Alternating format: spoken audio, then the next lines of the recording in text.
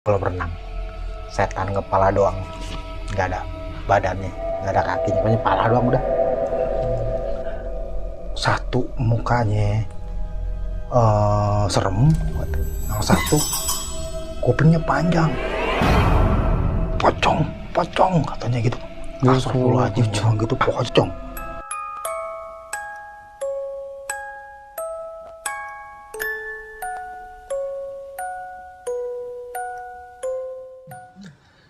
Assalamualaikum warahmatullahi wabarakatuh. Kembali lagi bersama saya Wais di channel Wadah Misteri. Sebelumnya saya ingin mengucapkan selamat menunaikan ibadah puasa bagi kalian semua yang menjalankannya. Semoga puasanya diterima oleh Allah Subhanahu wa taala. Amin. Dan seperti biasa, saya di sini nggak sendirian karena saya udah ada narasumber langganan. Apa kabar Bang Idum? Alhamdulillah baik. Ketemu lagi nih kita nih. Nggak bosan kan Bang? Nggak bosan. Narasumber langganan. Langganan. Nggak cuma YouTube doang yang berlangganan ya Bang ya? Benar. Nih ada cerita apa lagi nih Bang? Masih di villa. Masih di villa? Villa kemarin apa beda? Beda lagi. Beda Bang ya? Ini lebih mantap lagi. Oke, langsung aja kita ceritain ya Bang ya? Oke, siap. Pemirsa juga pasti udah pada penasaran. Kalau gitu kita mulai ceritanya dari sekarang. Oke, jadi gini. Ini pengalaman gua waktu tahun 2000-an. Ini gua masih ada kumpulan pengajian. Di masjid dekat rumah gua. Tiba-tiba ngadain liburan ke villa. Cuman yang ikut umum, bebas. Mau yang ikut itu orang lain, bukan di luar dari pengajian atau siapa ikut. Kemudian alhamdulillah ceweknya banyak. Cowoknya juga banyak juga. Dari orang luar juga ada yang ikut, anak pesantren 2 orang. Aman dong seharusnya kalau ada anak pesantren. Ya, karena juga kita ketua masjid kita ikut juga semua. Kita sebutin dia Ghostbuster. Kalau ada apa-apa dia yang turun tangan nih. Bener. Oke, singkat cerita, gue survei nih. Gue survei itu gue jalan pagi. Gue cari villa, nggak ada yang cocok. View-nya itu nggak ada yang cocok, yang enak gitu kan. Kalau kita kan view-nya kan enak kan, kebun teh apa itu kebanyakan masuk ke dalam kayak komplek. Ya nggak seru, mendingan Jakarta kalau gitu. Ya kan, sampai sore gue cari, ada nih villanya, dilihat lumayan jauh dari pas masuk ke kanannya. Pikiran gue nih, udah cobain aja daripada kita nggak dapat tempat satu ini. Setelah itu kita pulang baru kita pilih di rumah kan gitu. Udah, akhirnya gue jalan lagi kan, belok kanan masuk. Nah itu jalanannya agak angker juga itu. Gue habis maghrib, udah maghrib kita tiba-tiba habis maghrib ini kita pas baru belok ke kanan ini udah habis maghrib nih. Sebenarnya pada saat survei juga udah aneh. Gua sepanjang gua jalan dari pas belok kanan sampai ke villa itu warga, sumpah gua kagak temuin warga di luar rumah. Itu jam berapa? Habis maghrib sepi. Rumah tutup semua. Jalanan setapak. Pas mobil doang. Gua sampai bercanda, ini kalau ada mobil dari sono kita gimana nih? Gitu loh. Terus sudah jalan itu sepi banget, nggak ada orang sama sekali. Sekarang kalau logika kita, kalau di kampung habis maghrib adalah orang mau sholat ke masjid. Iya pasti ada. Itu kan umum lah. Atau orang yang nongkrong di warung, itu warung juga nggak ada yang buka. Nggak tahu ada yang buka atau ada warung nggak tahu juga. Gue jalan terus, gue udah mulai deg-degan kan anak-anak ya, orang mas habis maghrib nggak ada orang tuh, sampai nanjak tuh sampai atas dan ketemu villa adanya di ujung di tengah-tengah kebun teh. Pas gue baru masuk parkir, wih ada ayunan, ada perosotan tapi nggak ada pintu gerbangnya. Itu langsung plong, langsung bangunan villa itu kebun teh view-nya. Walaupun masih habis maghrib kan masih nggak terlalu gelap tuh. Kelihatannya wah mantep nih, gue bilang nih keren view-nya nih, kebun teh bener-bener itu. Akhirnya gue masuk Gue masuk, gue ketemu tukang villanya, gue diem aja kan, teman gue yang ngobrol sama tukang villanya. Gue udah menaruh curiga sama tukang villanya. Kenapa? Mukanya angker, Angker gimana? kumis, nggak ada senyumnya. Oh, jutek ya? Ngobrol nggak ada senyumnya, sejutek-juteknya. Dalam hati gue ini orang angker amat, kita kan mau nyawa villa bukan mau numpang gitu kan pikirannya. Tapi kok begini sih sambutan, gimana angker pokoknya. Tapi tiba-tiba itu deal. Akhirnya gue lihat villanya kan, gue masuk villanya. Oh iya nih, enak lah, bener-bener dikelilingin kebun teh. Dah, kita pulang dong, deal nih. Oke, kita udah DP, kita pulang. Kenapa kita deal? Karena ya cuman itu doang yang view-nya mantep. Sekelilingnya itu kebun teh semua, ajib pokoknya. Kalau siang tuh mantep banget pasti gitu kan. Selesai survei, kita pulang dengan situasi yang masih yang aneh, karena nggak ada manusia yang keluar rumah. Ini yang bikin gue bingung. Tiba-tiba pas belokan ke kiri, kita dikagetin. Kita ngerem mendadak supirnya. Kita ngeliat apa? Rombongan orang itu bawa keranda.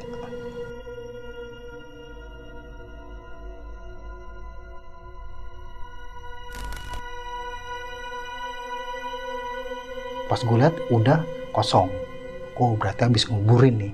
Oh, gitu. Cuman kan kaget bro, pas belokan, tatonya ada orang rombongan banyak yang ke center mobil sinar lampu, kerandanya di depan. Gimana nggak jiper lo, gue bilang. Anjrit, gue bilang. Itu jam berapa bang? Itu sekitar jam 7:30 habis sisa. Jam 8-an lah, jam 8-an. Oh, di Jakarta mah masih sore ya? Masih sore di sana bang. Udah tuh pulang dari situ, Brat. Singkat cerita, hari H-nya nih. Hari H-nya kita baru berangkat. Tapi gue kebagian berangkat itu sore. Ada tim duluan, perempuan sama anak yang lain itu dari tim dari siang. Nah, gue berangkat sore. Berangkat dari Jakarta sore. Terus gue nyampe villa kira-kira jam 8:30. Jam 8:30 gue nyampe villa. Villanya enak, baru masuk mobil. Pintu besi. Di sini pintu gerbang besi di sebelah kiri. Sebelah kiri pintu gerbang besi. Ini pintu utama buat masuk ke villa. Dan ini langsung kayak pelatarannya kayak lantai 1 padahal tapi kayak lantai 2 karena di sini langsung kayak kebun-kebun kayak jurang. Oh. Nah, villanya 2 lantai. Gua ke atas ada 4 kamar. 4 kamar nih. Yang enak view di atas, ada teras atas. Yang lihat ya. Dan view di dalam kamar itu tiap kamar ada teras juga di belakang-belakangnya. Jadi kalau kita ke kamar terus ke belakang kamarnya langsung lihat perkebunan teh. Wah, ajib dah, pokoknya enak. Tapi dari sini gue udah nggak tahu aneh atau apa ya, karena tuh lampu villa mati nyala, mati nyala, begitu mulu nih. Kenapa sih nih gitu kan? Coba lapor sama inian. Udah dilapor tadi, cuman emang ntar katanya lama-lama bener kok, dia bilang gitu. Cuma kan totonya kita lagi totonya mati lampu gelap, ternyala lagi, mati lampu gelap ternyala lagi gitu. Udah deh tuh. Akhirnya gua ke lantai 2 sama temen gue bertiga nih. Gue Hidung, Arif sama Mias. Gue ke atas duduk di teras yang di atas tuh, langsung view ke depan villa yang lihat ayunan. Yang perosotan tadi di situ. Akhirnya gue di situ duduk bertiga sambil buka cemilan sama buka buat penghangat. Ada minuman penghangat lah gitu. Ada gue minum berdua, gue buka cemilan. Ini teman gue ini sebelah kanan gue tidur. Dia tidur. Gue lagi ngobrol enak, katanya dia tidur. Wah, jalan gue udah tinggal tidur gitu kan.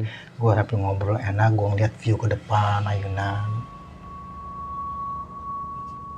Dan gue merinding. Tak tahunya gue ngeliat ayunan gerak nggak sih, dalam hati gue gitu. kayak gerak. Akhirnya gue penasaran, gue tanya temen gue yang masih melek nih sebelah ini, bro, Rip, apaan? Lu lihat ayunan gak? Iya, kenapa emang? Gerak gak sih? Liatin. Enggak dong bang itu. Enggak ya? Iya. Tapi gue penasaran, gue diem aja. Gue liatin lagi. Tiba-tiba, bong, masuk bener. Gerak tuh ayunan. Tapi gerak, kalau ayunan gerak kan begini. Ini enggak. Digeraknya ke belakang. Set, diem. Persekian detik.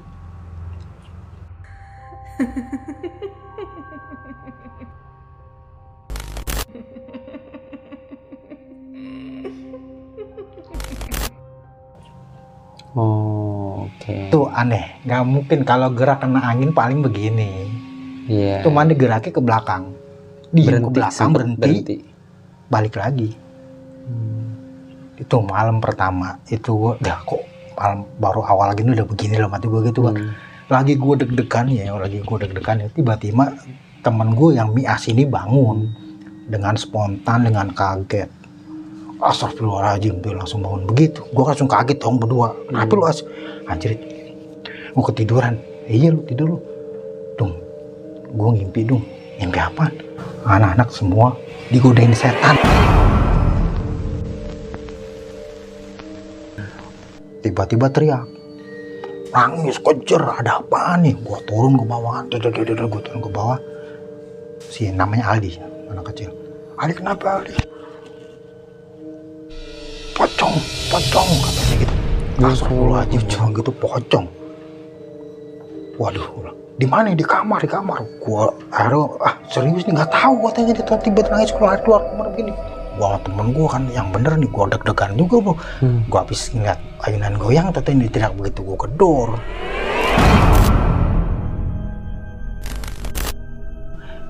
Nggak taunya bener pocong bohongan. Ini temen gue si bego itu kan spray villa kan putih semua, kebanyakan villa putih dibikin begini sama dia, dikuncungin begini. Pas yang masuk beneran anak kecil ngejerit. Sampai gue tanya, goblok lu, gue bilang gitu lu di sini main kayak begitu, aduh ketawa ngakak, biar seru katanya gitu. Udah itu kelar. Pas gitu tiba-tiba anak-anak nemuin kamar. Wih, ada kamar di belakang, ada kamar apaan?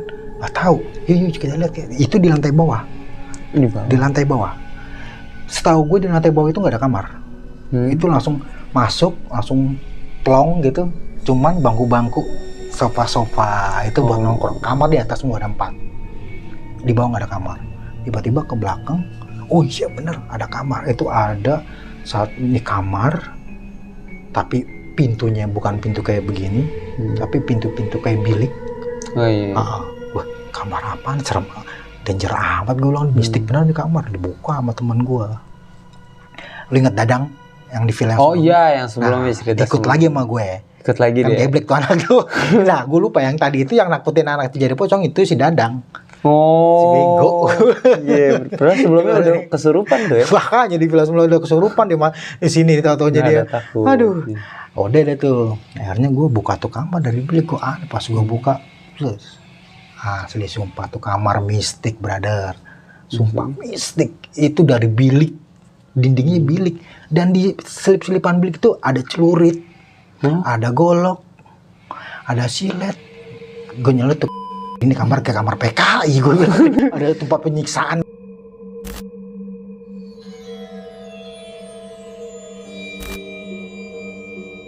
Nih sekitar jam 10-an, 11 senang-senang nih di bawah. Tiba-tiba teman gue datang dari dapur, 2 orang. Masak nasi goreng.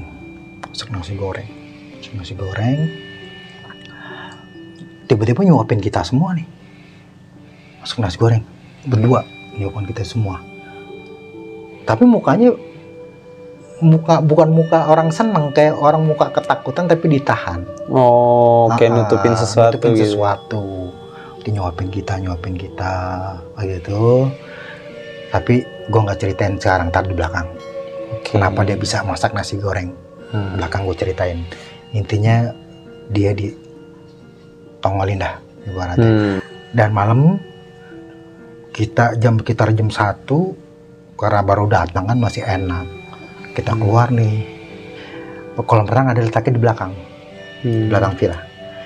Jadi kolam renang pas banget tembok kaca dapur.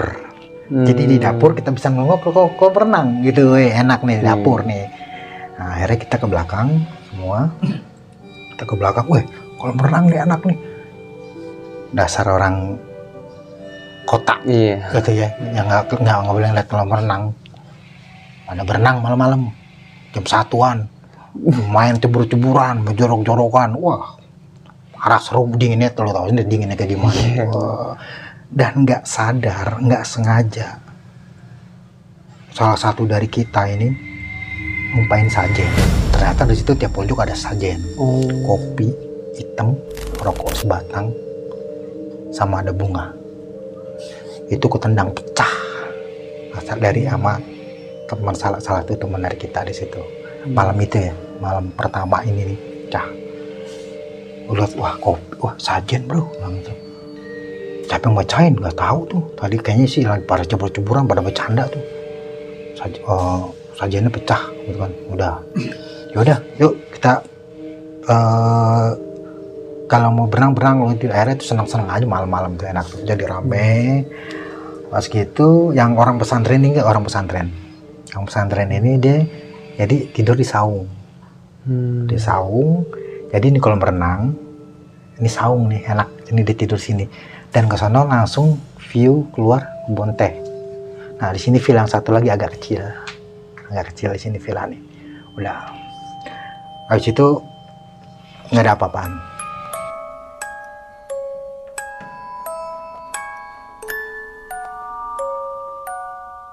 Tiba-tiba gue bangun pagi jam 6:30-an. Itu udah banyak bangun, udah rame banget. Terus gue lihat ke bawah kan, wah udah pada berenang semua kan, laki cewek pada berenang semua. Wah lagi seneng-senengnya gue ke bawah kolam renang, lagi seru-serunya. Ada satu kejadian yang bikin teman gue patah tangannya. Lagi asik-asik berenang, temen gue yang di lantai 2 itu kan pada nongkrong tuh. Pada nongkrong liatin orang berenang. Tiba-tiba salah satu dari temen gue yang namanya EO jatuh dari atas. Wah, pecah tuh asbes, jebol ke bawah lagi. Di bawahnya untung ada orang. Temen gue namanya James, ketiban dia di bawah. Kalau nggak ada James, lu bisa bayangin, itu pinggir kolam renang. Kalau nggak ada James, lu bisa bayangin, itu dia langsung ke aspal, dar. Kalau pala duluan lewat. Untungnya ada orang satu, teman gue kesakitan, orang ketiban. Ketiban atau wah, udah rame. Lu kenapa katanya. Dia ngomong sih, nggak tahu. Gue dijorokin. Gue ada yang jorokin dari atas. Siapa yang jorokin? Wah, anak-anak jarang jorokin lu. Kita nih nonton di bareng gitu. Tiba-tiba dia jatuh. Nah, pengakuan yang jatuh ini, dia dijorokin. Ada yang dorong, tiba-tiba langsung jatuh. Ya kalau pakai logika sih ya nggak mungkin kan. Dia jatuh orang pagar pada nongkrong pada diri satu inian begini semua nih. Tiba-tiba jatuh. Udah ada tuh. Akhirnya udah diurusin yuk. Minta tolong sama siapa kemana diurut minta skip dah tuh.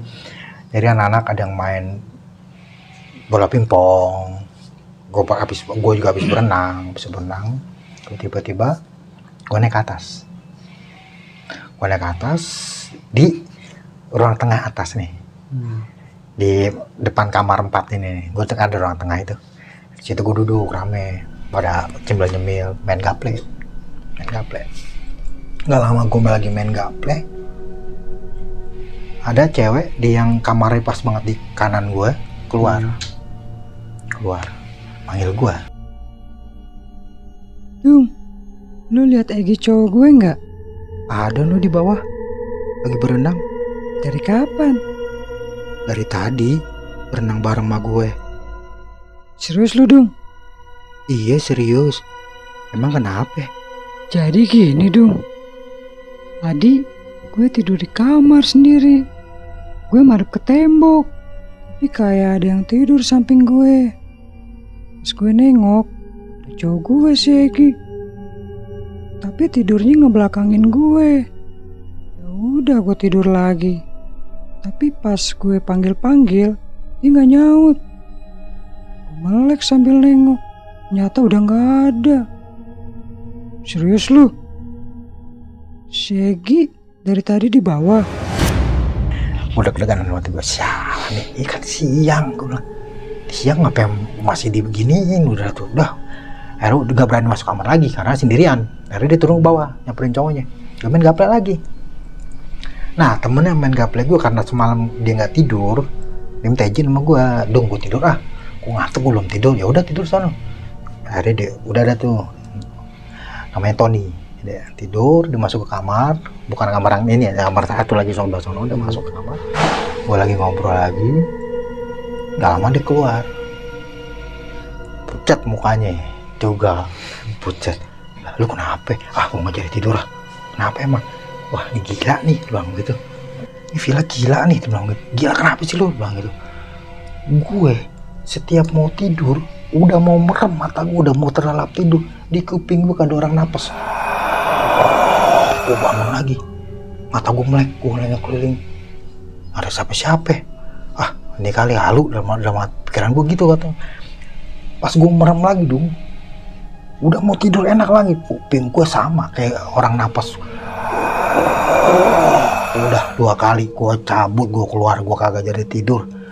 Lu serius dong, gue kagak bohong dong. Aduh gila nih mati gue. Udah yuk kita ke bawah dah. Aduh gue ke bawah senang-senang biasa, makan siang apa semua. Nah singkat waktu nih menjelang sore gue sama teman gue namanya Rajib. Itu kan di villa itu ada kolam ikan. Dan itu ikannya ikan mas semua. Gue sama Rajib nih berdua ngeliatin, gue susurin tuh selokannya tuh. Soalnya selokannya agak gede, enggak selok kecil, agak gede segini. Gue telusurin selokannya. Dan di taman ini ada selokan yang seberangnya batu gede. Kita bisa buat naikin nih. Jip nyebrang ke sana yuk, ayo. Kita tiba-tiba pas Rajib duluan nih. Rajib ini dia lompat nyebrangin apa namanya selokan itu. Selokan pas lompat sumpah nggak masuk di akal. Kenapa? Pas dia lompat di tengah didorong lagi ke belakang, jatuh depan gua. Langsung teriak, lu nggak beres, kabur. Gua kabur berdua. Sekarang lu bayangin lompat begini sampai begini di tengah sini dibalikin lagi.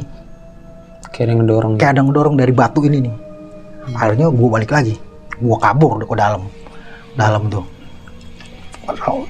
Nah, akhirnya tuh gue mulu gitu loh. Kenapa sama gue juga? Pertama gue juga gitu kan. Akhirnya udah mah. Ini malam kedua. Ini yang malam yang paling serem, yang paling gak bisa dimasukin akal.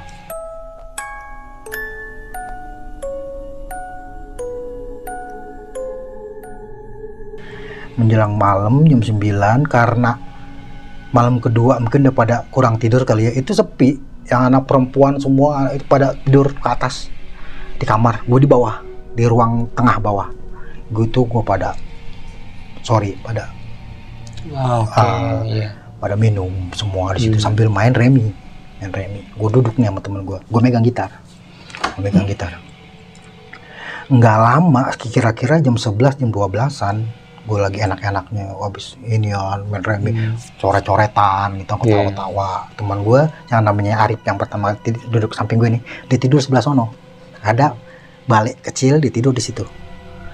Akhirnya gue ikut main remi kan, ketawa-ketawa sambil nyetel radio kenceng, disetel kenceng, anak-anak di fullin mungkin kali ya, wah lagu apa semua. Dan tiba-tiba itu radio gue nggak tahu yang lain nggak apa enggak nih, gue itu radio berubah menjadi orang ketawa, suara ketawa, tapi suara ketawanya cowok bukan cewek, cowok ketawa ngakak. Wah, akunya udah ketawa nggak berhenti. Gue nggak bodo amat, tapi gue ngeh di kuping gue tetap ngeliatin orang main remi. Yang sadar samping gue namanya Ijal, nyolek gue, dung, apaan Jal? Lu denger nggak radio? Iya. Kok ketawa mulu dah dong? Gak ada nyanyinya, gak ada ngomong-ngomongnya. Pikiran gue, ntar juga ngomongnya ada nyanyi bilang gitu. Ya kali ya, iya udah tuh. Gue tetap gue liatin lagi, udah berapa kocokan itu gue lupa, gue nggak merhatiin lagi, udah ketawa. Temen gue lagi ngingetin, nyolek gue lagi. Yang tadi. Dung, apa aja? Ketawa mulu dong, beneran sumpah. Nggak ada osnya, nggak ada nyanyinya. Gue perhatiin, iya bener anjir, gue udah mulai merinding tuh. Nggak beres nih. Gue yakin sebenarnya tuh anak-anak tuh enggak, cuman gengsi. Mukanya soalnya gue liat pada berubah semua, panik, cuman gengsi. Dia mau ngomong gengsi, mau lari gengsi. Gue liatin anak-anak aja gitu kan. Wah, udah ada tuh gue tunggu gimana nih di dalam hati gue nih. Lagi tegang-tegangnya, teman gue ingat yang tidur, gue cerita tidur, dia bangun, astagfirullahaladzim, ya Allah. Gue liat orang ketawa gede nggak berhenti. Spontan kita semua lari ke atas tangga kecil, lari berebutan. Teman gue yang Ijal sebelah kiri gue lari duluan, megang bangku, refleks bawa bangku di belakangnya lari. Tangga ketutupan bangku. Oh iya, ngari nih. Bangku lepas Jal. Gue tarik bangkunya, gue lepas nih. Gue lempar ke belakang kan, gue lari semua nabrak itu pas tangga itu depannya itu kamar cewek, pintu kamar cewek pada nabrak, wah lari semua. Lu inget gak yang jatuh? Yang jatuh di yang tangan. Oh iya. Dia mau lari duluan, ngeri kesenggol. Kasihan, gue sempet ngeliatin dia. Panik mau lari duluan, tangannya patah lagi di gini. Akhirnya nungguin orang abis. Kok abis dia akhirnya lari semua, gue pada nabrak, gue pada situ pada diem semua. Itu ketawa udah bukan laki, udah nyampur sama cewek.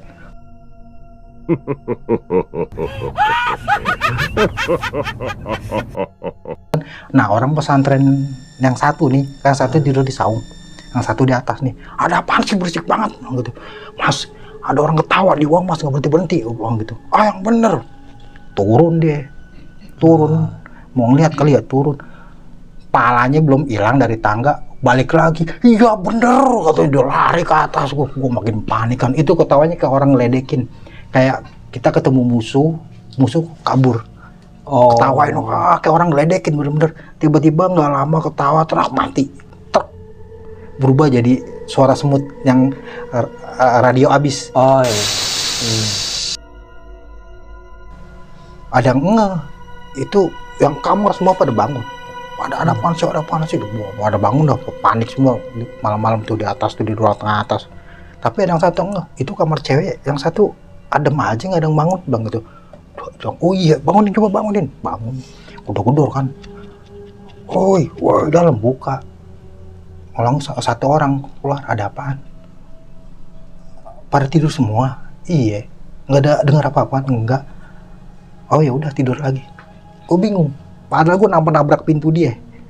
Dan kamar yang lain itu pada bangun keberisikan. Kenapa yang pintunya gue tabrak itu cewek di dalam nggak ada yang bangun sama sekali. Udah akhirnya udah tidur semua tidur tuh. Nggak lama kita tidur ada bikin deg-degan lagi. Di bawah ada ngodor-ngodor. Gue kaget semua anak-anak, anjing. Dalam hati gue, ada apa lagi sih Don? Gak tahu deh, gue bilang nih. Nggak lama teriak suara. Woi. Wah, orang nih. Kayaknya orang bener. Dongok dari teras atas tuh. Alhamdulillah, orang beneran. Salah satu teman dari cewek itu nyusul. Udah kita aman tuh, tenang. Nggak ada apa-apaan di pagi sampai siang. Akhirnya sekitar jam 4:30 sore, ini gue dapat kabar kalau mobil jemputan nggak ngejemput. Nggak bisa ngejemput karena kan dibuka tutup. Waktu itu jarak lagi kita pergi liburan itu libur panjang emang, Jumat, Sabtu, Minggu. karena nggak dijemput, jadinya gua minta izin sama tukang villa kalau kita minta waktu buat istirahat sampai dijemput. Gitu maksudnya. Jawabannya nggak nyangka lu, Apa? nggak bisa. Lu harus keluar dari villa maghrib.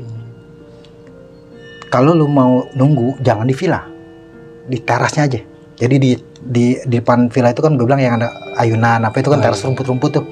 Kalau lu mau di situ, gua sampai debat, tetep. Oke kalau maksa nggak masalah, tapi jangan salahin saya kalau ada apa-apa, dia bilang gitu.